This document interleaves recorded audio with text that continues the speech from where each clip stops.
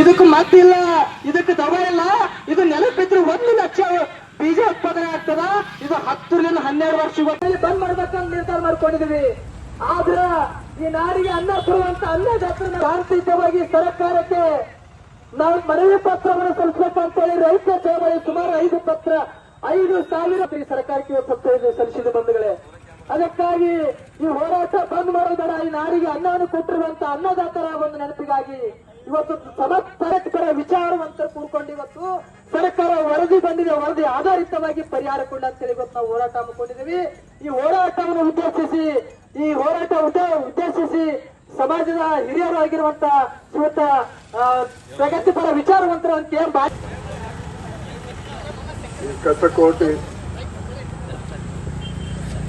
ಒಂದ್ ದಿವಸ ಗದ್ದೆ ಸತ್ತಾಗಿನ ಚೇಂಜ್ ಮಾಡಿ ನಾವು ತಹಸೀಲ್ದಾರ್ಗೆ ಬಸವೇಶ್ವರ ಕೊಠಡಿ ಹತ್ರ ನಾವೆಲ್ಲ ರೈತರು ಇಲ್ಲಿ ಜಮಾ ಆಗಿದ್ದಾರೆ.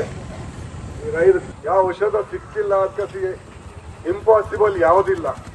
ನಾವು ನೋಡಿದೆವು, ಮನುಷ್ಯಕ್ಕೆ ರೋಗ ಬಂತ, ಕೋವಿಡ್ ರೋಗ, ಕರೋನಾ ಅಂತ ಬಿಮಾರಿ ಬಂದ್ರೆ ಒಂದೇ ತಿಂಗಳದಾಗ ಅದನ್ನ ರಿಸರ್ಚ್ ಮಾಡಿ ಅದು ತಂದು ಎಲ್ಲ ಇದಕ್ಕೆ ಮಾಡಿ ಕರೋನಾ ರೋಗ ಯಶಸ್ವಿಯಾಗಿ ನಾವು ಇದು ಮಾಡಿದ್ವಿ ನಮ್ಮ ಸರ್ಕಾರ.